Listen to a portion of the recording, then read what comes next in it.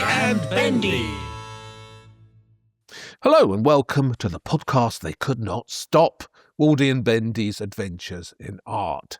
I'm Vladimir Uszczak, art critic of the Sunday Times in London, and I'm joined on this art historical tandem of fun and discovery by the art detective, Dr. Bendor Grosvenor, a man who sniffs out lost masterpieces like a hungry dog smelling faraway bones. So, Bendy, you've been in Maastricht, right, sniffing out even more masterpieces. So what's that about? Yes, well, here I am on the back of the tandem. You're in charge up front there, ringing the bell and steering the wheel. I've had such a nice time, actually. A solo mission to Tefaf in Maastricht, the European Fine Art Fair. It's the greatest fair of its kind in the world. And I'm looking forward to discussing that with you later and all the lovely things I saw. Alas, none of the things I bought because it's all too expensive for me. Oh, I don't believe you. But as you say, we'll get on to that in a minute and find out exactly how much lolly you forked out. It's an amazing event. But I've never actually been. I keep reading about it, wishing I could go. So, yeah, you're going to tell me even more. One thing I want to talk about now, Bendy, did you know that we've had so many letters of love about your daughter's drawing on the end of the podcast last week? You know, you went to Pompeii, and she did a lovely little drawing of a Pompeii fresco, and then you put it on the end of the podcast. We have had scores of letters about it. People love it. How nice. I should tell her. She'll be absolutely delighted. She was aghast and embarrassed that I had boldly decided to put that up without asking her permission. So that'll cheer her up. Well, people have asked if we could do one every week, Bendy's daughter's drawing. So, I think we should definitely try and go for something today if you've got something you can dig up. But I'd like to commission her as well at some point, perhaps in the future, unless there's time to do it in the next day or so. I'd like to commission her. I'll give her a tenner, right, to do a portrait of you. Oh, no. So I want a Bendy's daughter portrait of Bendy. I would love to have that on the podcast. Is that a deal? 10 quid. I shall ask her, and she may come back and say, I'll do it for 20, but we'll see how we get on. Indeed we will. So, yes, as always, there's a lot happening in there, and we will be diving deeper into your adventures in Maastricht later in the pod. Also, a belated but heartfelt celebration of Mother's Day. Now, I know we're behind the times. It happened a few days ago.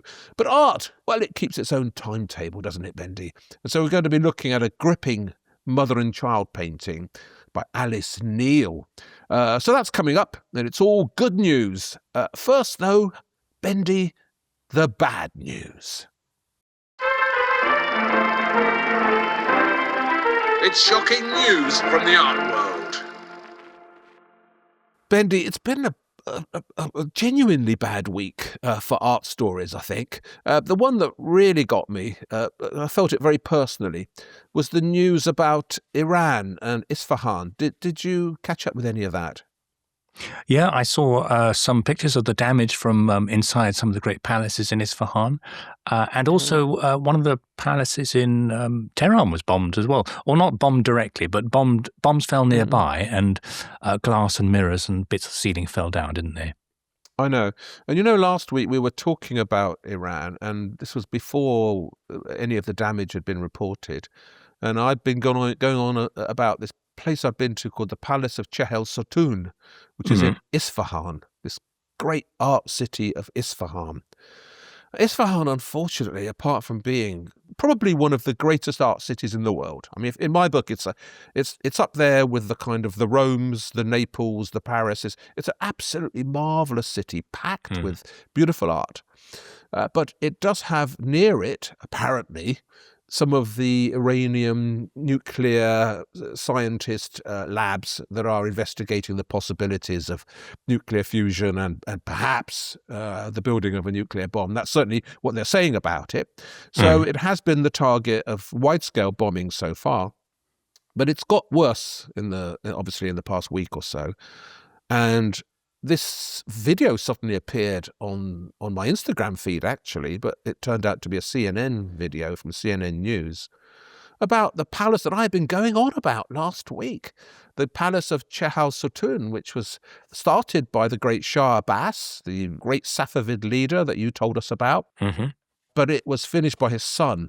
So its dates are And they're compelling if you're English, right? Because it was begun sort of in 1647 and finished sort of in 1666. So imagine, it's like the date between almost the beheading of Charles I and the Great Fire of London. So absolutely set in this kind of weird period of English history. And at that time, while we were suffering all that, in Persia, they were building this fantastical palace, the Palace of Chehal-Sotun, and it's full of paintings. Now, this is what interests me, because as you no doubt know, there is this preconception, which has gained strength in recent years, that Islamic art forbids the use of figure painting and that you can't have painted figures and landscapes and scenes in Islamic art, which is actually not true.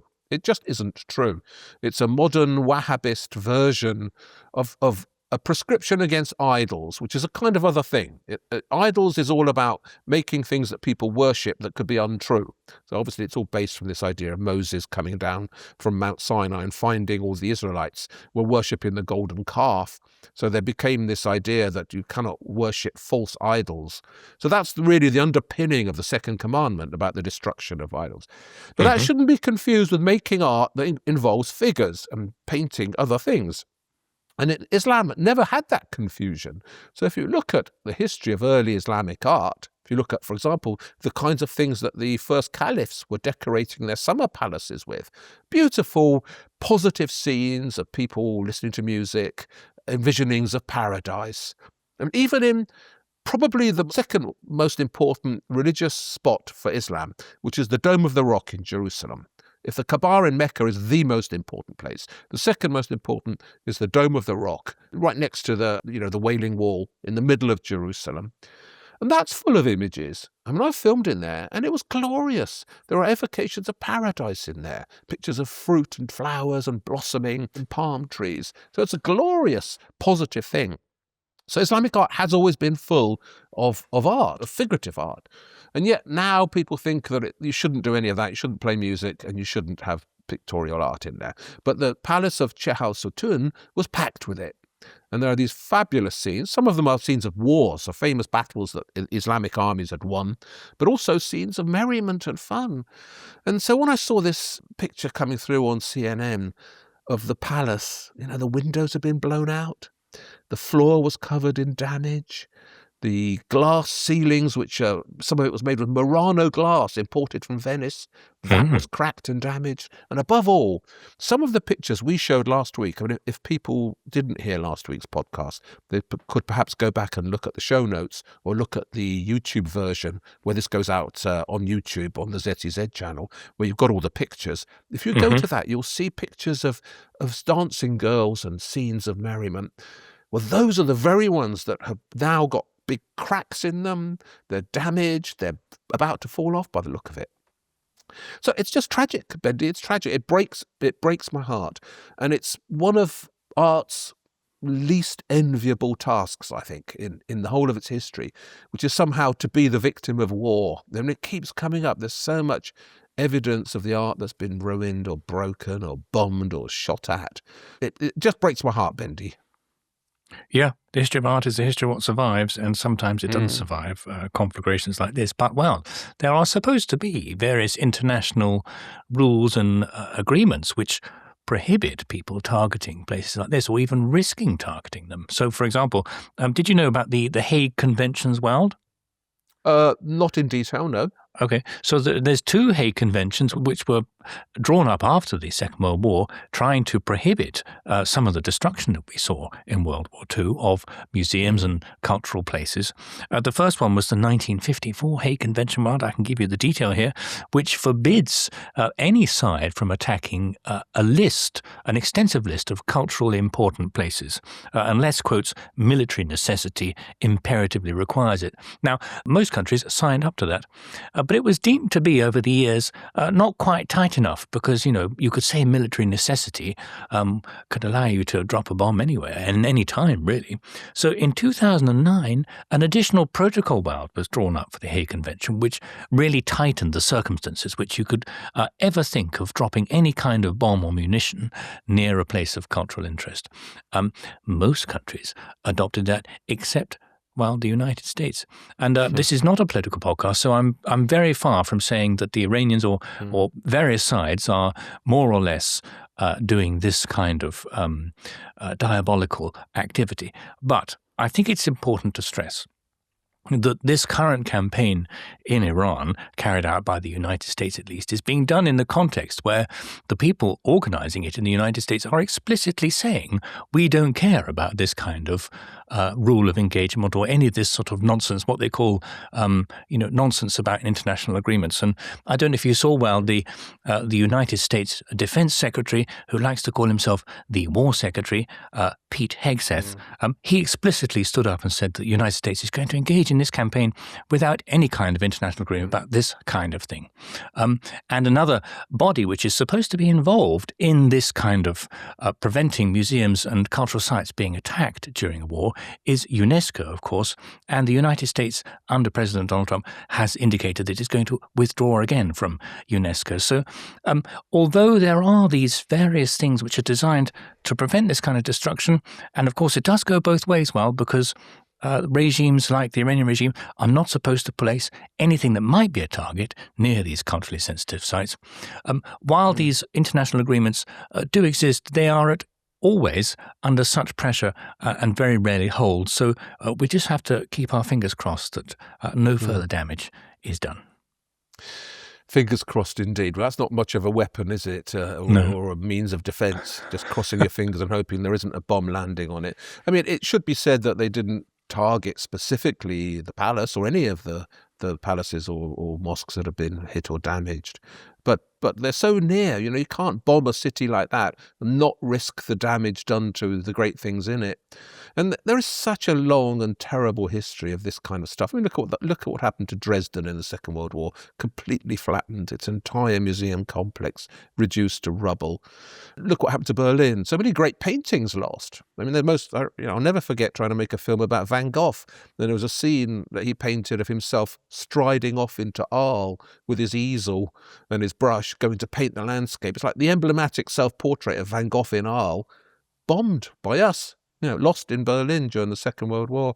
It is both tragic, but also in a different way, meaningful that art is the victim of these things, because long after the presidents and the ayatollahs and the prime ministers have gone, the art will still be there to bear some kind of witness to it all, because this is the underlying tragedy of the whole thing. The biggest tragedy is that in the end, how do you judge societies? What do we know about them? What we know about them is the art they left behind, or in some cases that they ruined.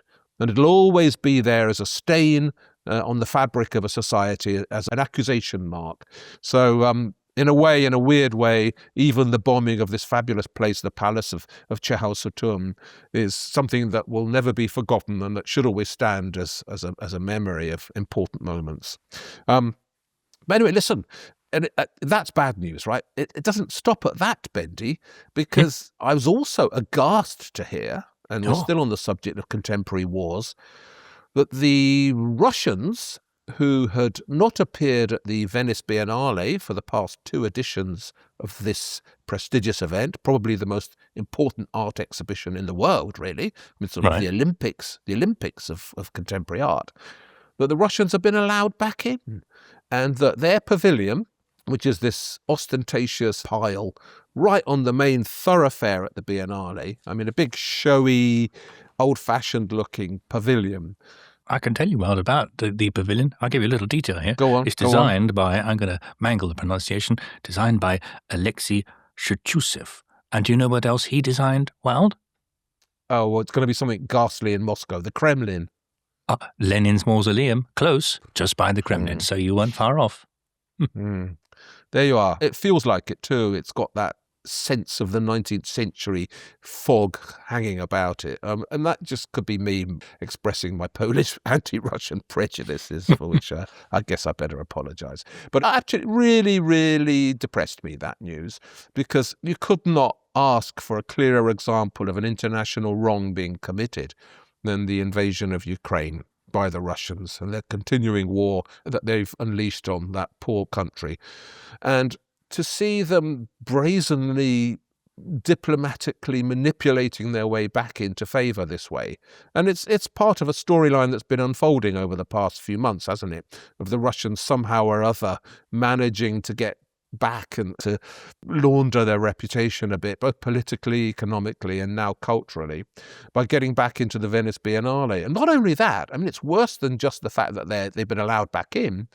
The organisers of the Russian pavilion, they have a past too. So the contemporary end of it, the people making the decision about what would go into the Russian pavilion, the founder of the company that's doing that is the daughter of Sergei Lavrov. And Lavrov is the Russian foreign minister who's been on the TV all the time recently, saying why Ukraine needs to be invaded, defending Putin, calling the West this, that, and the other. Absolutely ghastly guy. And his daughter is in charge of the Russian pavilion. What do you make of that? Crikey, yes, it's often the case with these authoritarian regimes that they become very hereditary, don't they? In fact, I've got a little story to tell you about that in a moment. But what's extraordinary about this whole Biennale decision is the sort of hand-washing from the organisers, saying that although somehow they managed to ban them in 2022, this time there's absolutely nothing they can do about it. It's not up to us, Gov, and if the Russians want to turn up and do their thing, they can. But it'll give you something to visit rather than get your teeth into. I was looking up the actual installation that's going to be in the Russian pavilion, and it's something called Tree Rooted in the Sky.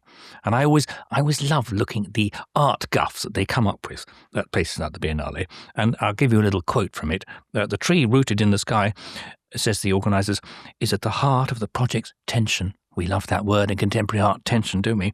It's a tension between the visible and the invisible. And why do so many contemporary artists? The only time I went to the Biennale was when Jeremy Deller was doing the British Pavilion, and his thing was about magic. And he said that the theme of the magic was all about things, quote, disappearing and reappearing. And there's something about contemporary art. They love this pairing of words, don't they? I think it's technically called, the grammatical term for it is antithesis. So you get visible and invisible, sayable and unsayable, audible and inaudible. How do you cope with that? Why did they come up with it? Well, first of all, let me just very quickly say that I know you like to have a pop at contemporary art and that you don't like a lot of the writing about it, which I, by and large, agree with. I believe it's really important to try and be sensible about anything you write. But the contemporary art does try and deal with tricky things, Bendy. You know, it does. And sometimes conceptual art sets itself these tasks which are basically doable or undoable. You know, there we go. They can or they cannot be done, clearly. But there is this elusive territory. I mean, it's that great quote by T.S. Eliot, isn't it? From The Wasteland, is it? About between the something falls the shadow. It's this thing that between two things you've got a kind of space and some stuff can happen in it. A lot of contemporary art is concerned with that. I mean, since Marcel Duchamp, it's concerned with things that cannot be explicitly stated or explained. If it was literature, it would be poetry. It'll be sort of things that mean something in the distance almost. And that is such a difficult thing to write about and grasp. But it's also really important because it gets us to something that art, I think, by and large, does more tangibly deliver, which is this sense of the sacred. And we've talked about this before. It's this sense of something in life that isn't just about reality, but neither is it specifically about divinity. It's about the thing in between, if I can go from divinity to reality for you. But I think you make the point well. Art has always been involved in this kind of thing. It's just that artists in the past haven't felt the need to write pretentious, and Taya, get your bleeping machine ready, haven't felt the need to write pretentious bullshit about it. They've just got on with it and done the artwork. Do you know what I mean? Yes, they have. And it is basically, I think the worst pretentious writing, it's what people who don't really know what they want to say, they employ it. And I've encountered that a lot. I mean, if you don't actually know what it is that you want to say, then you say stuff that from some angles sounds meaningful, but when you examine it properly doesn't. You're obviously right about that. So there is pretentious bullshit about the Russian pavilion. What cannot be denied is that it's a bit of an offence, not a bit of an offence, it's an offence, full stop, to have the Russian Pavilion reopened, to celebrate it as if nothing has happened, to ignore the war in Ukraine, and to forget all the damage and destruction that has been directed at Ukraine in the past, well, since 2014 and the first invasion of Crimea. I mean, that to me is an immense cultural sin. And I don't know what to do because, quite honestly, I have to go to the Biennale to write about it. That's my job. It's my joy. I've been doing it for decades. But I genuinely feel that, this is the sort of issue that should inspire one to boycott the whole damn thing, really. And it's only, I guess, the fact that so many other good things will be on show and I can just ignore the Russians that make me feel, well, that perhaps boycott isn't the right method of criticising it at the moment. I think you should go in, Wild, and just be extremely rude about it in your review, because it does sound like it's going to be a big pile of beep. But it's still a funny approach to do art, isn't it? This kind of idea of national pavilions. As I said, I've only been once, and I just felt the whole kind of, we're certain countries going to tell you all about ourselves in a slightly tendentious and tedious way. It was not a great way to frame contemporary art for me. Has it ever worked for you? Oh, yeah, I've had fantastic times at the Venice Biennale. Honestly, I have. It's a wonderful event. And I mean, even though we've been moaning about the Russians, I must say, anybody who hasn't been there should go to it at least once or twice in their life. I mean, Venice itself is an artwork, right? So you get there. The moment you step off out of a car and onto a boat, you feel you're in another reality. And this sense of another reality, which is between the sky and the sea, Bendy, that other reality just makes it the perfect place, this operatic venue for these sorts of art events. And you'd have to be completely blind and completely deaf not to find something in the Biennale that you find stimulating or that you enjoy. There's all the countries in the world basically turn up, show you their wares. Yes, some of the pavilions feel a bit 19th century, and the whole thing has a slightly colonial air to it, perhaps from some angles. But there's always something interesting to see, and it's just good to get away from day-to-day reality, get on a boat, see the divide between the sea and the air basically lost or blurred, and to immerse yourself in these other kinds of art experiences. It's wonderful. Yeah. It can be magical. I can totally agree. In fact, when I was there for the Biennale, I was making a film for the BBC back in the day. This was like more than 10 years ago, I think, with Alice Neel, and the programme ended with me in the Grand Square in central Venice, basically shouting along with a bunch of Chinese contemporary artists. And the idea was that we had to stand there and shout, and that was the end of the film. So, I really got into the swing of things. Well, I have even performed myself. I have been an installation, a contemporary artwork installation in Venice. You still are, believe me, you are still an installation in my mind. Can I end by quickly telling you my story about the hereditary museum and art world in Russia today? Go on. When I was an art dealer in London, for some reason I had to, one night, entertain in London the director of the Kremlin Museums, right? And she was, I'm not sure if she still is, Elena Gagarina, who was the daughter of Yuri Gagarin, right? And this was in the days when art dealers like I were agog with the idea that Russians might be coming around and buying pictures for lots of money. So I organised a little gathering, and we had a dinner in Brown's Hotel, just off Bond Street.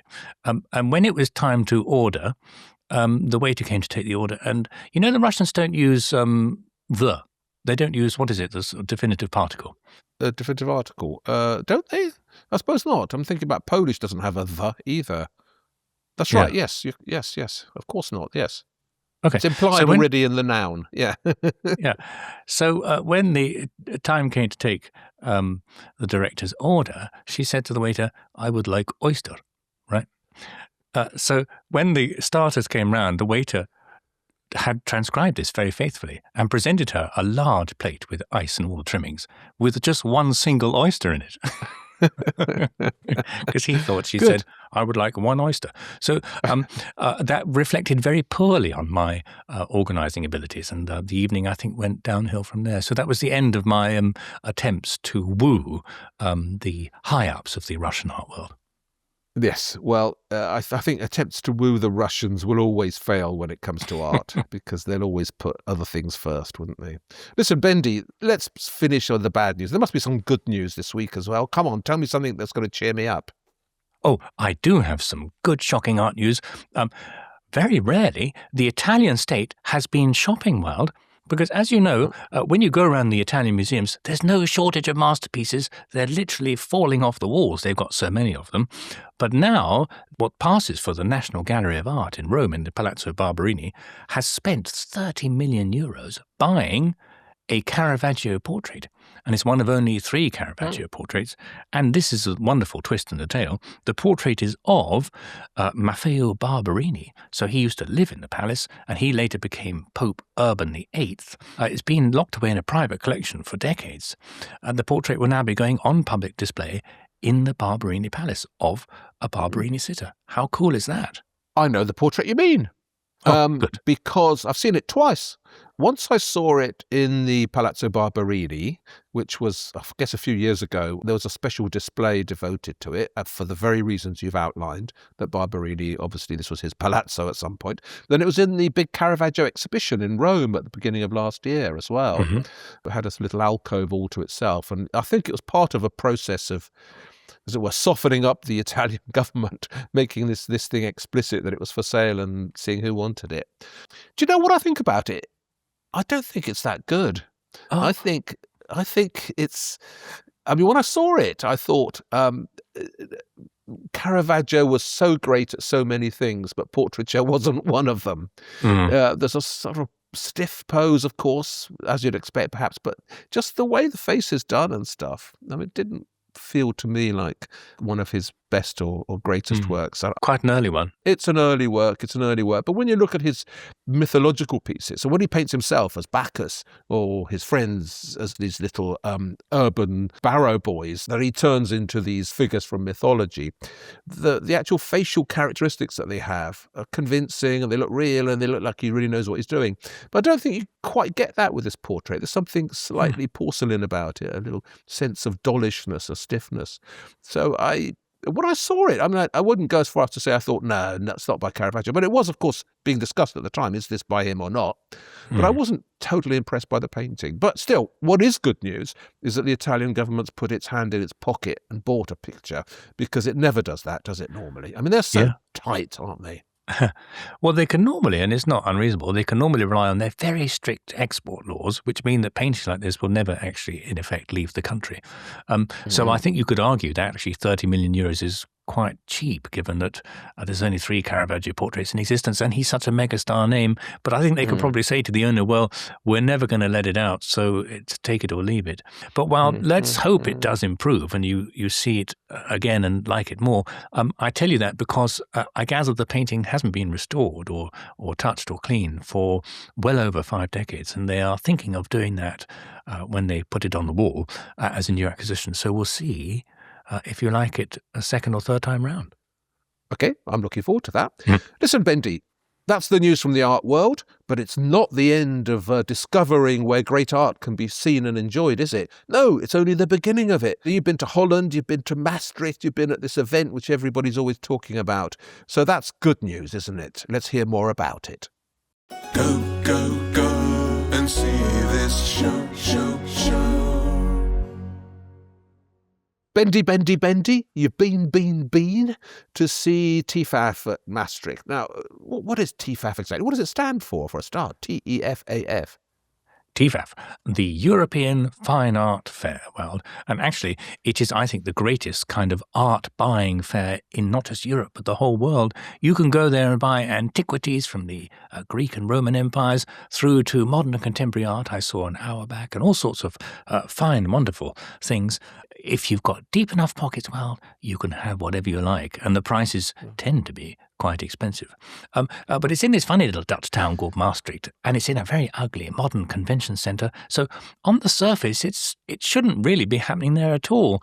But don't forget, well, that the Netherlands has been the centre of basically the art market since goodness knows how long. And the very first art market was in Antwerp. It was called the Pand. And this is back in the 15th century. In fact, back in the day, even the Medicis used to go to the Netherlands and buy their art there, because I know you agree with me on this, well, that in fact the European Renaissance didn't start in Italy. It started in the Netherlands. So it's quite appropriate that this great fair is still going on there today. Absolutely. And as you say, the Dutch have got this great tradition of wheeling and dealing in art. good connections with my country of Poland, because I know Gdańsk was involved as well in the sale of pictures, and also a supply of wood and wooden panels for some of the great early art. So yes, and all those merchants of the 16th century and the 17th century in Holland, who turned art really from something that belonged only to the rich or to popes and bishops and archbishops into something that merchants could buy, and that became this kind of commodity that people could hang on the wall. So absolutely critical things happened in Holland, especially in the 17th century. And this is, I guess, Maastricht, a kind of modern continuation of it. Yeah, and I think it's such an important and undertold story, because you realise it when you drive through Belgium and the Netherlands today to get to Maastricht, because it's quite difficult to get to. So I had to hire a car. It's such a densely populated country, right? There's very few moments where you see great expanses of rolling countryside. And this helps explain, I think, why the Renaissance started there in the first place. Because in so many other countries, particularly ours, if you got rich and powerful back in the day, you demonstrated that by buying some massive estate and building a huge house on it. But in the Netherlands, you never could, because it was a densely populated place and there was not much land. So what did you do? You bought lovely things. Conspicuous consumption world, and that is how the art market and all those lovely Renaissance moments began. And there's something else that happened at exactly that time, Bendy. Now, you and I know, because we are wearers of spectacles, how important it is to be able to see properly in order to like art, or indeed to make art. And of course, the great investigations in optics, in the manufacture of lenses, in the making of aids to seeing, all that kind of happened as well, didn't it, in the Low Countries around that time? And I think Van Eyck, etc., would have been unimaginable if those developments had not taken place in optics. And if people who got to the age of 45, as an artist I'm thinking now, get to the age of 45, can no longer see properly because people's eyes go, but with the aid of these new optics, they could. And so people were able to look at art and make art for a lot longer. So that also gave it not just this aesthetic quality, because seeing more clearly did result in the development of oil paints and a different kind of art, didn't it? But also people could just enjoy it for a longer time. So yes, I mean, so you got to Maastricht. Fortunately, your eyesight's still good. You can drive your car through the fog. You got there, and what did you see? Tell us what you saw there. I love that point about the glasses, and the wool trade is another thing that incidentally triggers the art market there. So, but we should come back and do this for another podcast. We should do all the sort of random things you wouldn't ever possibly imagine actually triggered the Renaissance in the Netherlands. So let's do that.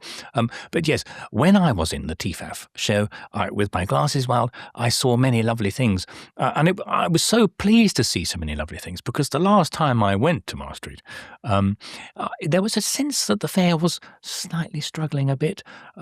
There was an old guard sort of sitting at the top, controlling all the booths and the kind of art that would appear on it.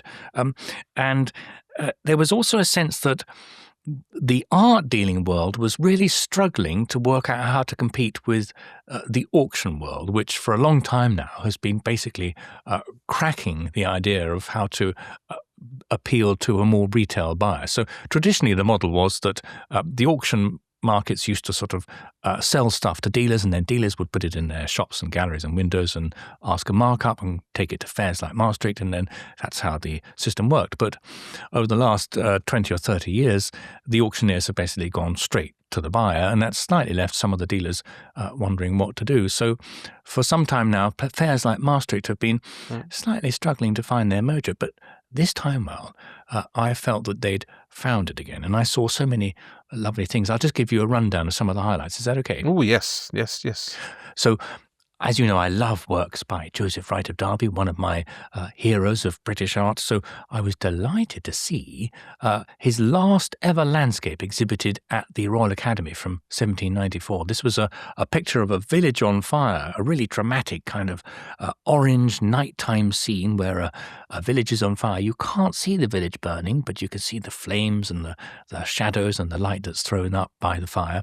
And there's a church about to be consumed by the flames. So it's one of these what we call sublime pictures, which is kind of both alluringly attractive and also terrifying at the same time.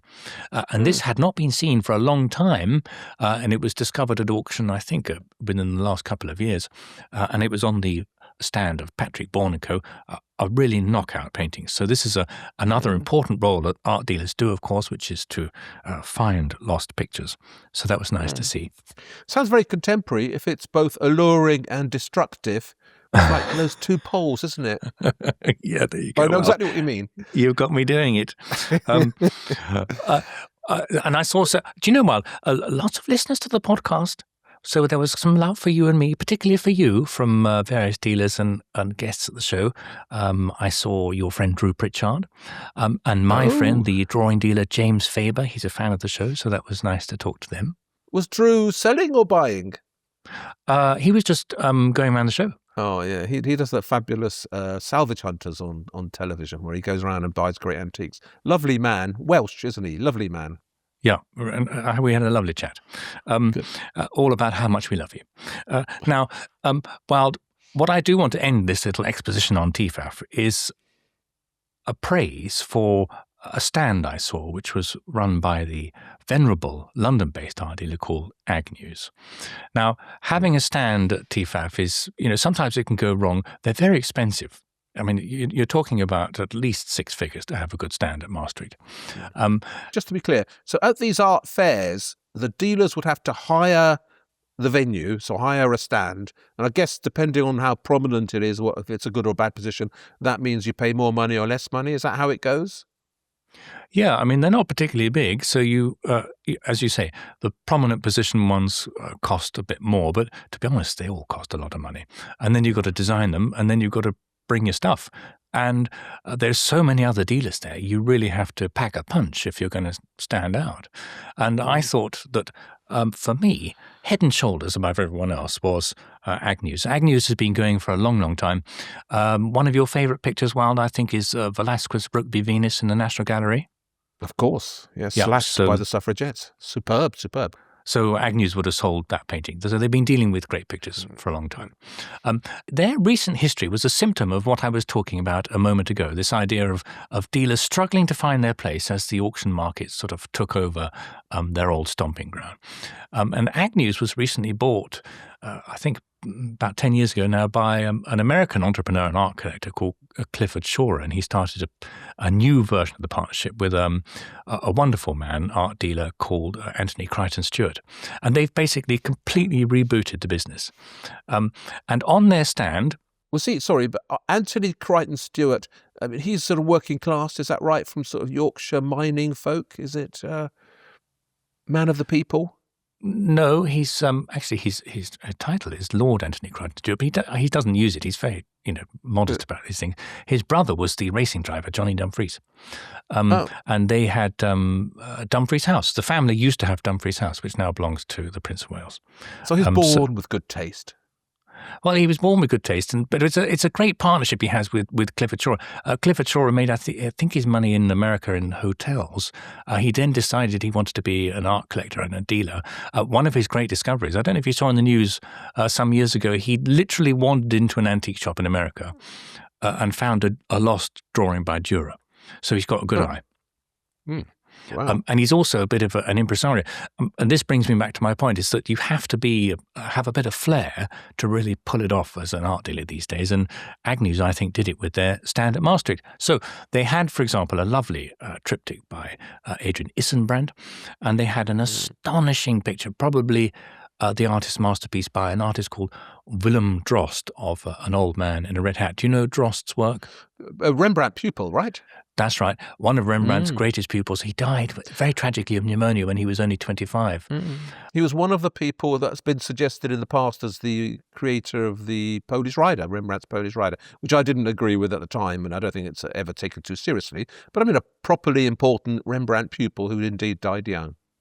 Yeah, and I think his name was pinned onto the Polish Rider because he was one of the few pupils who actually really came up to Rembrandt's level.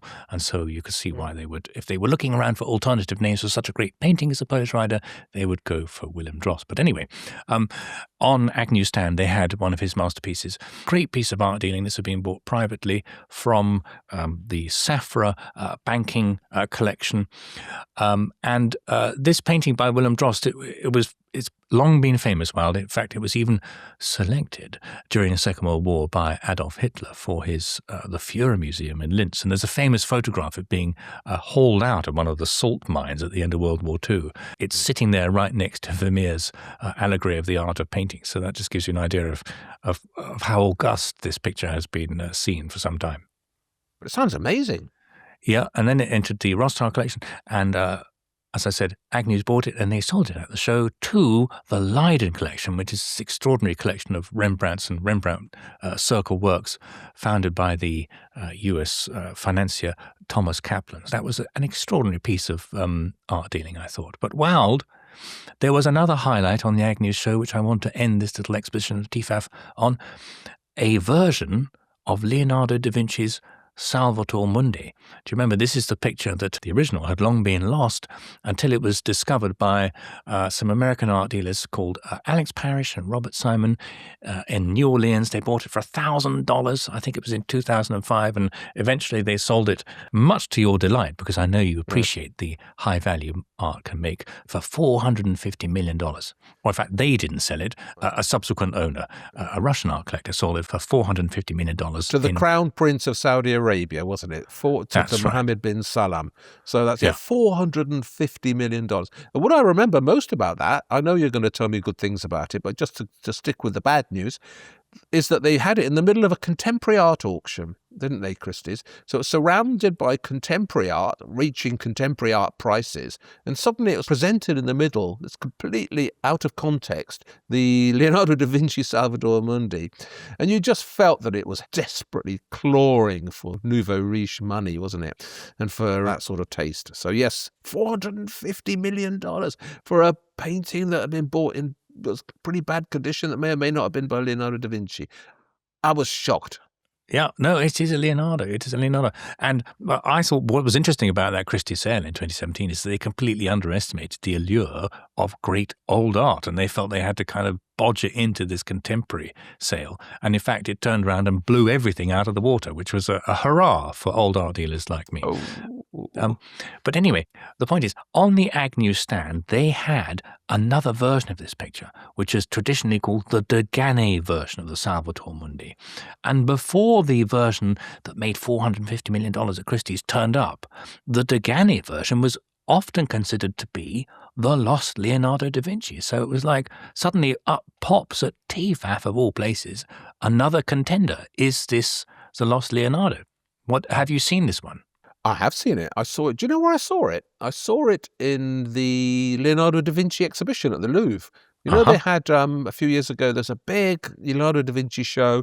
They didn't have the Mona Lisa in it because they couldn't be bothered to bring her out of one room and put her in another.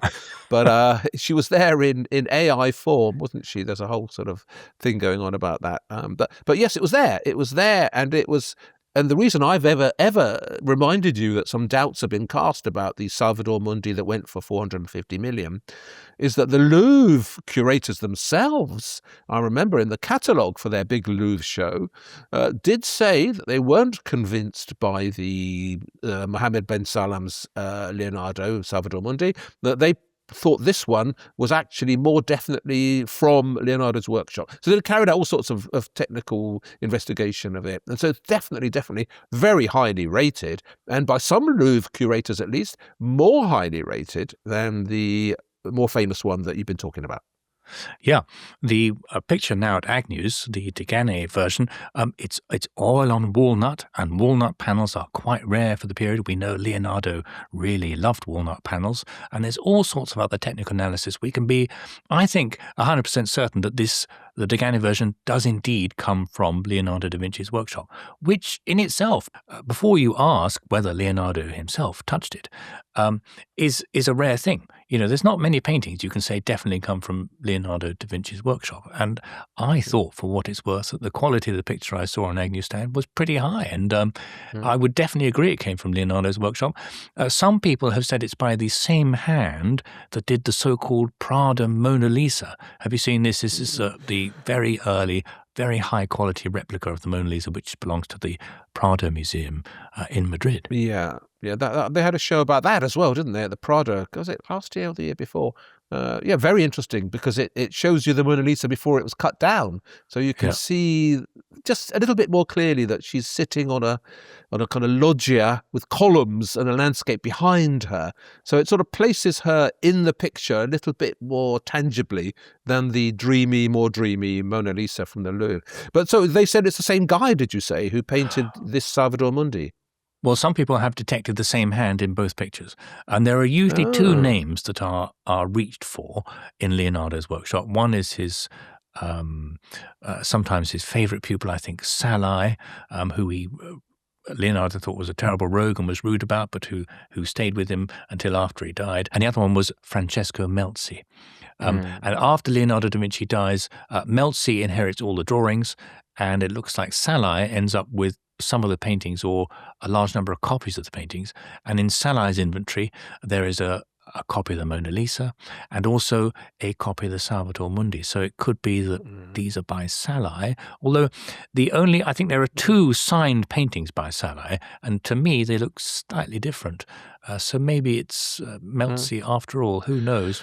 Melzi did that celebrated red chalk drawing of Leonardo, or that is said to be Leonardo, isn't it? That's It's right, in the Royal Collection. So whenever you look at, try to imagine what Leonardo looked like, this sort of bearded guy with a white beard and long hair, that's inspired by the red chalk portrait by Melzi, which may or may not be Leonardo, but it certainly shows off Melzi's hand, which to my eyes has a realism, a sort of fluency that I don't necessarily see in this Salvator Mundi, which in any case, whatever you say about it, it's a kind of weird picture, isn't it?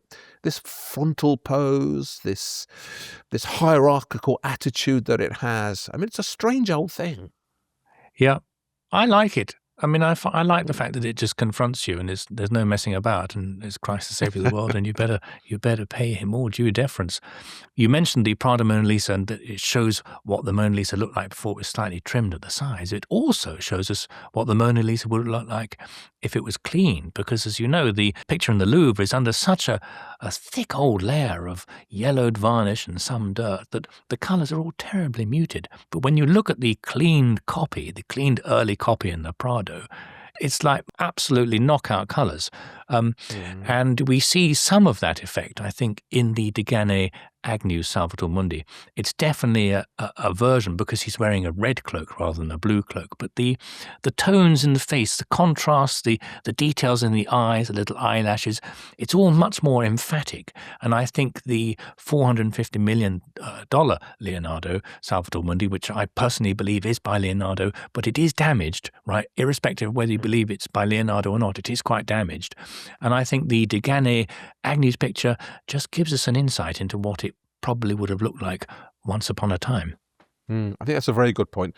I remember going to see the Sistine ceiling just after it was cleaned, and a bit like the Mona Lisa, it had spent centuries with smoke being blown up it and candles going off around it. So it was kind of dark and moody, very it had that sort of apocalyptic mood to it, just because all the colours were dampened. Then when they cleaned it off, there was nothing but confusion and outrage. People saying, "Oh no, look what they've done! They've destroyed the Sistine ceiling," because it now looked as if it was brightly coloured. And I remember writing a review at the time where I called them opal fruit colours. There used to be these sweets called opal fruits that were kind of bright pink and very mannerist colours, bright pink and green.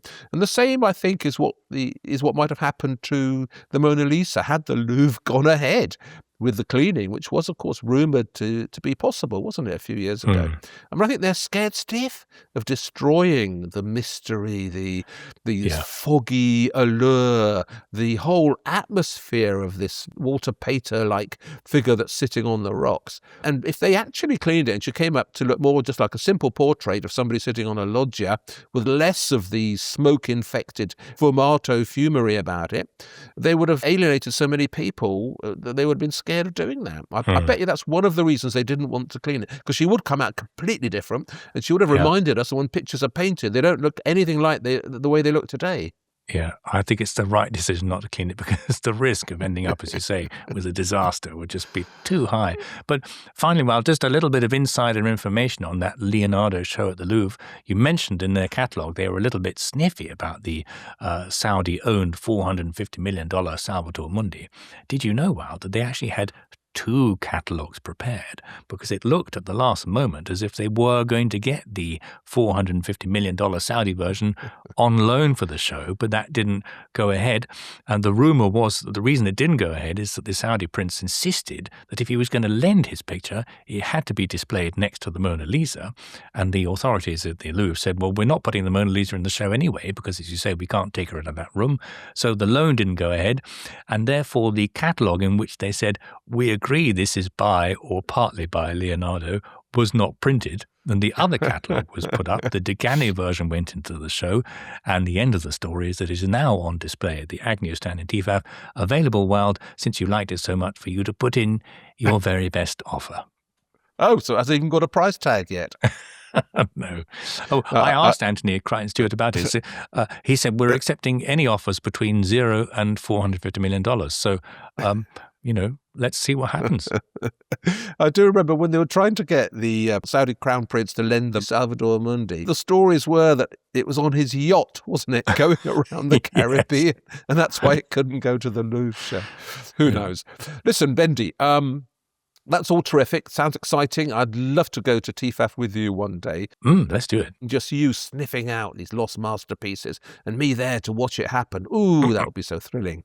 But talking of thrilling days, there was one not so long ago which we missed really on the podcast, and that was Mother's Day. I mean, it happened last weekend in England. It happens around now in various countries, and I thought it was only right that we should in some way commemorate this important occasion. So I've decided to pick a picture for us to talk about that has great relevance to this wonderful occasion. And what I've decided to do is, I've kind of imagined that if I had this picture and I had it at home and I would hang it on my wall, what thoughts it might prompt and what things could be said about it. So let's just reverse into a bit of a dream state and start imagining having this picture. On the wall. Yes, Bendy, on the wall. I've been dreaming of having on my wall fabulous painting by an artist called Alice Neel. Now, are you at all familiar with Alice Neel? I am. In fact, I have admired her work ever since you mentioned it on the podcast a long time ago when we started doing this. So she is an American painter, born in 1900. She died in 1984. And for the whole of that career, so 84 years when she was around, she was pretty much ignored. I mean, people didn't take much notice of her. A couple of interesting reasons for that. I think the most significant is that she was a painter of figures, of people, paintings charged with kind of human emotion. Mm-hmm. And that really wasn't what a lot of art in the 20th century was about. Modernism was more about straight lines, building skyscrapers, admiring the machine, and going into abstraction, etc., etc. So she didn't fit any of those isms, and she was slightly out of favour. But then when she died, people realised how great she'd been and took much more notice of her. So really, her entire reputation could be said to fit into the period since 1984. But the painting I wanted to pick on is called Mother and Child. So it's a kind of commemoration of Mother's Day. And it actually shows her daughter-in-law, so her son's wife, and their first baby. And the daughter was called Nancy and the baby was called Olivia. So although it's called Mother and Child, it's always got in brackets Nancy and Olivia. And it is the most truthful feeling of motherhood that I can imagine. Now, by that I mean, we just had Mother's Day, right? We can go into what Mother's Day means in a minute, because it's as an event, as a celebration day, it has quite an interesting checkered past. But in this particular instance, you've got a celebration of motherhood, and the mother, who is, as I said, Alice Neel's daughter-in-law, has a look on her face. Well, we could talk about what you think it is, but to me, it's a look of faraway trepidation. It's certainly not the usual gooey, sentimental, let's send Mum a bunch of roses look that Mother's Day encourages. It's something much deeper, awareness almost of the fact that life can be difficult, and that having a baby isn't just a question of getting sent boxes of roses and chocolates. It's a far more complex human situation than that, right? So she's got this slightly terrified look in her eyes. Slight anxiety, yeah. Yeah, but look at the baby. The baby has this look. And honestly, I think this is an absolute sign of Alice Neel's genius, that look on the baby's face. Because it's not quite fear, and it's not anxiety, and it's certainly not happiness, but to me it's that startled curiosity. Now, you've had babies, you've seen that look, Bendy. It's that thing when a baby sees something almost for the first time, and it doesn't know what it's looking at, but it knows it's something extraordinary. And it can be a person walking into the room, it could be a sight of a landscape or a dog, but the baby is this kind of meeting of innocence and complete innocence and the real world. And it's just caught so wonderfully in this lovely little look on the baby's face. So when you first see this picture, right, and it was painted in 1967, I think, when you first see this picture, you think it isn't a happy picture. It isn't motherhood as a great thing, and the mother and child look pretty angsty. And she's gathering the child up in quite a sort of protective embrace, don't you think? Exactly. I think I was going to come to that. I think the embrace is the antidote to that feeling of fear, because whatever you think about these two faces and whatever emotions they're exuding, the way that the mother's holding the baby, this protective gesture, this cuddling up, this pulling her towards her, makes of the two of them a single unit. This is mother and child as this protective unit that will face the world, that will stand there forever as an emblematic representation of what being a mother can be. So this beautiful protective gesture, this little kid standing as well, pressing into her thigh with its beautiful little feet. That combination of the gesture of the holding and the looks on their faces is just such a wonderful discussion and description of what motherhood can be. And this is what Alice Neel brought to the party, I think. She brought truth. And not just any old truth, but truth from the inside, because she had been a mother herself. She'd had 4 children. And in all those instances, the storylines were not particularly happy. So her first 2 children, both her daughters, were by this Cuban artist who was her first husband. They didn't have a particularly happy marriage. He took her off to Cuba. She lived in Havana for a few years, came back to New York. And basically he left her and took the daughters with him. But one of the daughters died of diphtheria before she was even a year old. So Alice Neel herself had this dark experience of motherhood. And I think that changed her attitude to it forever. And if you look at most art that involves kids, it is gooey. It is a man's view of what a mother and child should look like. Even the best painters of maternity scenes always impose, I think, on the scene this fantasy of a beautiful idyllic life and just mum looking after the baby, and it all descended really from the Madonna and Child, from the Virgin Mary and Jesus, that whole sort of divine idea of motherhood. But here you've got an insider's view. You've got a woman's view. You've got a view not just of any old woman, but a woman who's had children, a woman who's had children whose histories have not been entirely pleasant, but who has survived all that and still sees something wonderful to celebrate, despite all the disruption, despite all the difficulties. Isn't motherhood a wonderful thing? And so I love that mood about the painting. That's what, for me, makes this one of the greatest of all paintings of mothers and children. What do you think of that? Yeah, I think it's a lovely exposition, and you're quite right to stress the difference between how a man would paint the scene and how a woman would paint the scene. I think I see in the pose a slight anxiety in the face and a slight gathering up of protection of the child. And at first I thought, is that a response to the immediate circumstance of the painting? Because it looks like the viewer is someone coming into a room and sort of looking down at the mother and child sat on the chair, and the mother and child's going, not sure about this. But I don't think it's specific to the picture's circumstance. It's just a representation of a mother's number one task, really, which is to protect the child, isn't it? And so you so often would see that kind of instinctive gathering in of the child in real life, but you so rarely see it in art. And it's very nice that you've shown us this example here. She was so good at humanity, Alice Neel. She really could see through to things in people. I don't know, have you ever seen her portrait of Andy Warhol? It's probably her most famous picture. Do you know it? Yeah. Oh, so it's Andy Warhol after he'd been shot. He was shot by Valerie Solanas, and he had these terrible wounds. I mean, he very nearly died. I mean, we've heard from the doctor who saved his life as to how close that was to being a fatal shooting.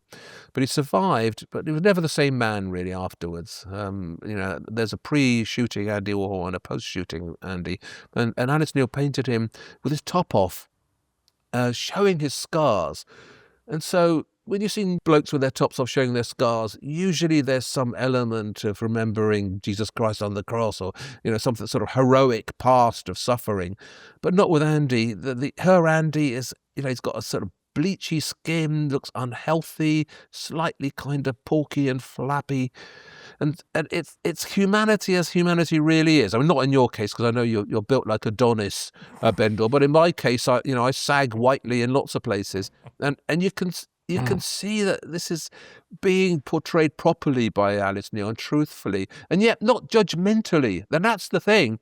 Her Andy Warhol may be a bit flabby and a bit white, but that doesn't make him something terrible. It just makes him something specifically and wondrously human. That's the quality I love in her work. And so I'm very happy to have this. And just I said to you before quickly, so Mother's Day itself, this event, which in England we've just been holding last Sunday. In England, it used to be called Mothering Sunday rather than Mother's Day. And that's been going basically since the Middle Ages. So have you heard of the English version, as it were, Mothering Sunday, Bendy? Mm-hmm. Yeah. So do you know what Mothering Sunday is? No, I don't. Okay, so Mothering Sunday does not actually refer to mothers. It refers to the Mother Church.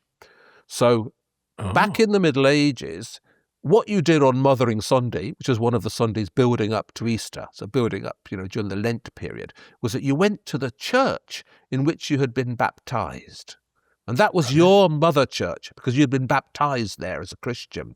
So on that day, you went back to your mothering church, and you gave offerings, you left food to be blessed, and you thought about life and about motherhood.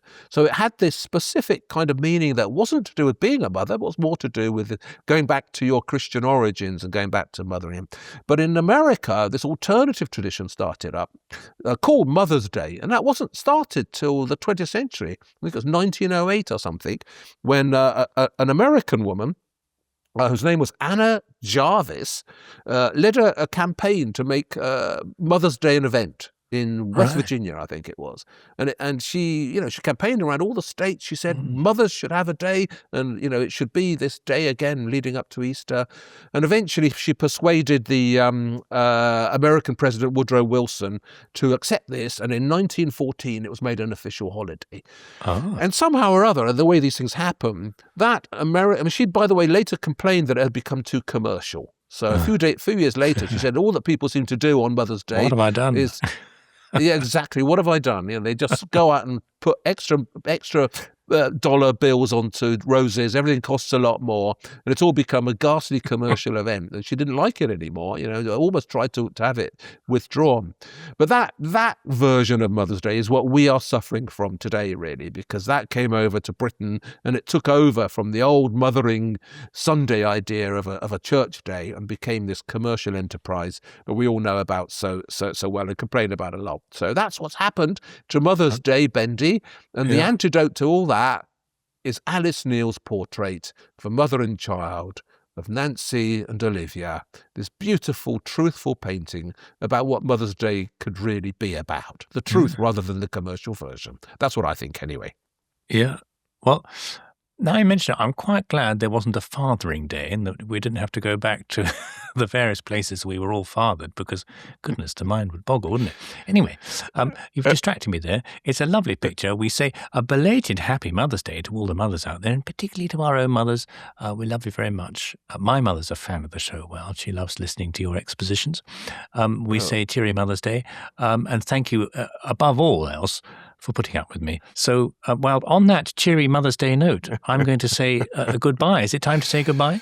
It's time to say goodbye. So, Bendy, you've said goodbye. I'm going to say goodbye to your lovely mother. If she likes anything I've ever said, I'm thrilled by that. And yes, mothers everywhere. Bendy and I send you our love and our good wishes because you are the reason we're here. Without you, where would we be? Indeed. All the pictures on show, as we said, on YouTube, on the ZTZ channel. Mothers everywhere. We salute you. Until the next week.